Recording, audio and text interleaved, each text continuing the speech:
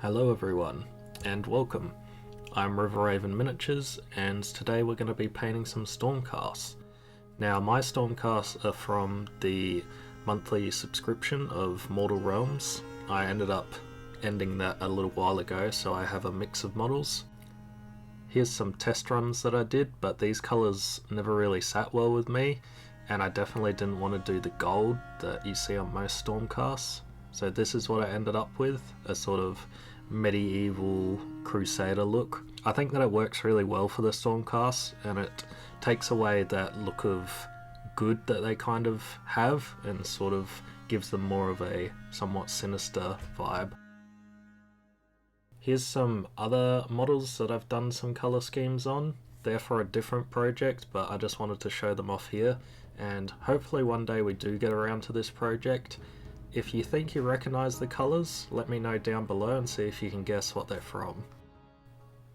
Here's the paints that I used for the project, though I do advocate you just use whatever you've got and make do. The two reds and the blue are probably not that necessary, but the other ones are. So the whites, the metal, as well as the gold and the two browns you will need. I don't think you could probably get around to the Null Oil. That's another one you might need. But besides that, I really advocate that you just use whatever you've got. And if you do follow this colour scheme and you do use different paints, let me know on Instagram. I'll leave a link below, and just tag me with your photo, and I'd be really interested to know what you used.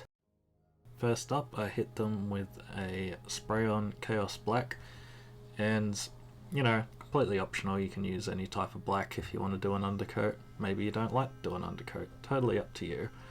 But I really like the thin layer that the spray-on Chaos Black gives. Next up, we're using Wraith Bone for our base layer of all the cloaks and capes. I chose Wraith Bone as a underlayer because it actually really complements the two whites that we're going to be putting on top. And if you look at a lot of medieval historical stuff, to get like a really pure white was really hard, so a lot of it does kind of have a yellowish tinge to it. Once that's dried, we're using a palette witch flesh on it. Now you'll find that as soon as this white goes on, it just changes it from that sort of off-white colour to a really good looking white. It's really quite amazing what just this one colour can do. I also decided to paint these joint bits where there's a bit of cloth coming through. I was going to leave it black, but the thought of them wearing like a black undergarment didn't really sit right with me. So I imagine them wearing like white undergarments, kind of like the white cloth that they've got over them, to kind of represent that these knights are very holy, and they even got under their armour white garments to represent that holiness. We're heading on to the armour here, and I'm just using Lead Belcher as the base coat for the armour. I think it's absolutely perfect for base coats of armour, and we'll go back to the white on everything later on. I'm keeping the last step of the white till later, so that if we go over it now by accident, we can go back and fix it.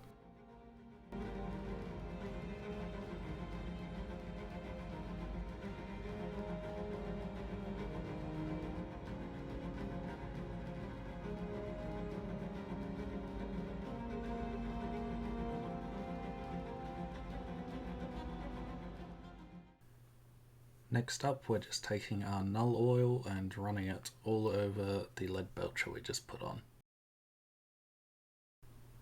Then taking our Null Oil again, I just went over some parts that I wanted to be darker and some areas I wanted to be more defined.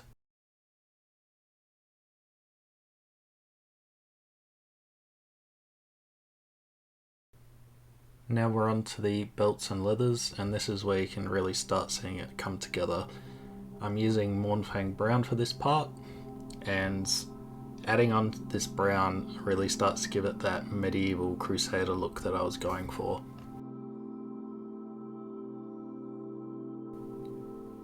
There's two models here that have a different cloak, and they arm the ballista, so I decided that it would look really cool if I gave them like a leather cloak, suggesting that perhaps they do a lot of work and can't wear the normal cloaks.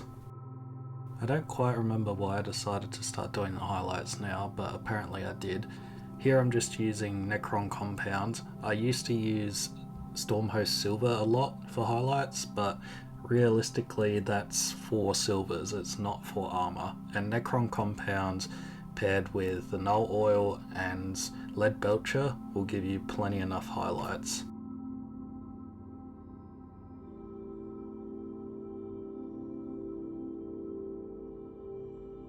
Next we're just using some watered down Null Oil on all of the creases in the robes.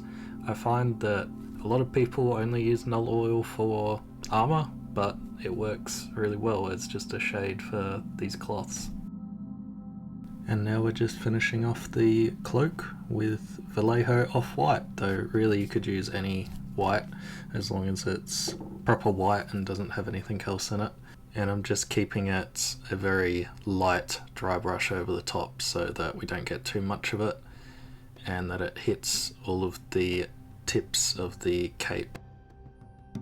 For this magic scroll purity seal thing, I just decided to do it blue to make it look like the magic is like glowing out of it, and I figured that this would look really good and not clash with my white, silver and brown colour scheme.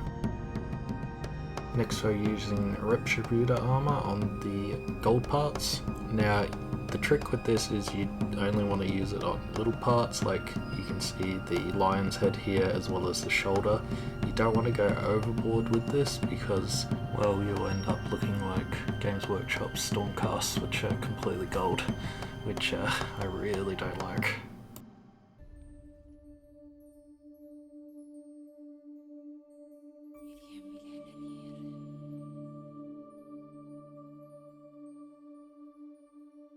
Next I've just got a mixture of white and Mournfang brown, and what we're doing is just highlighting the edges of the leather. And if you use a lot of it, it'll look more worn and torn, but if you use less, then obviously it'll look newer.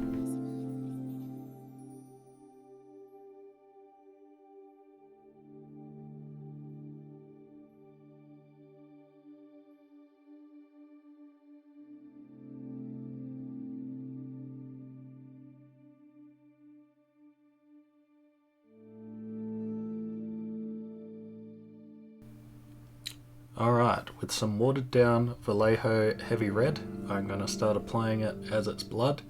Make sure you are completely happy with how your model looks, because once you do this step it is very hard to fix any mistakes. Now apply quite a lot of this to your brush and pull back your brush and just flick it on your model to give it that blood spatter effect. But make sure you're using an old brush that you don't care about too much, because this will wreck your brush.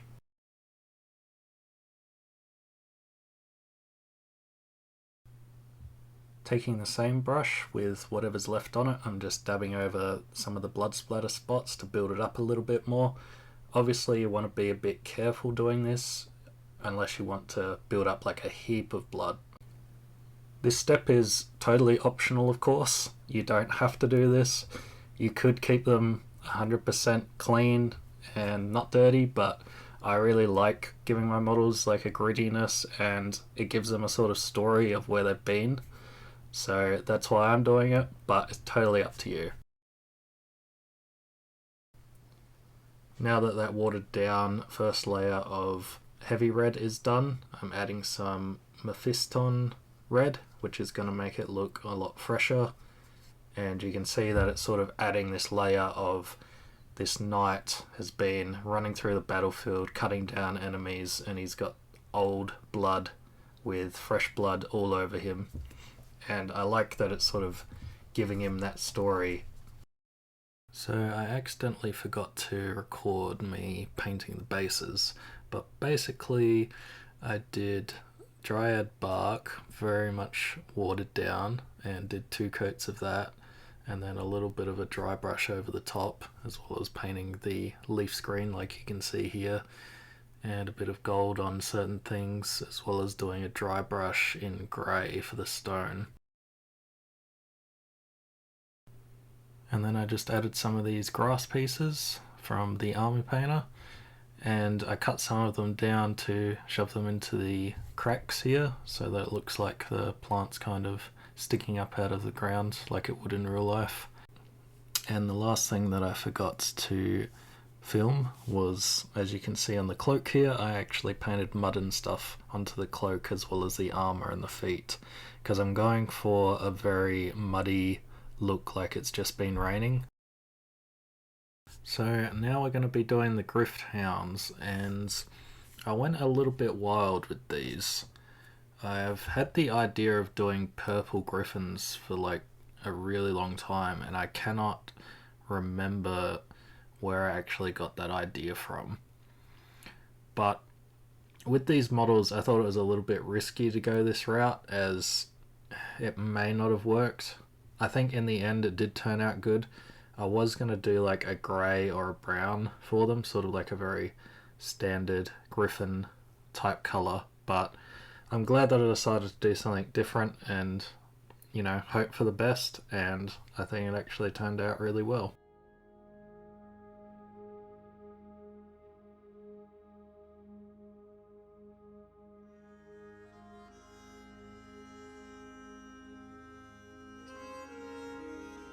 And lastly, I use this gloss varnish on them. I wouldn't usually use this, but I want them to look as if they're just coming into battle out of the rain.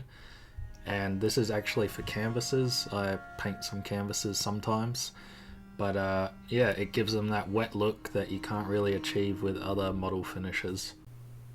Alright, before the final reveal, please give me a thumbs up, I'd really appreciate that. And also consider hitting the subscribe button. Leave some comments for me down below, and share it with somebody. I'd really appreciate it. Alright, here we go.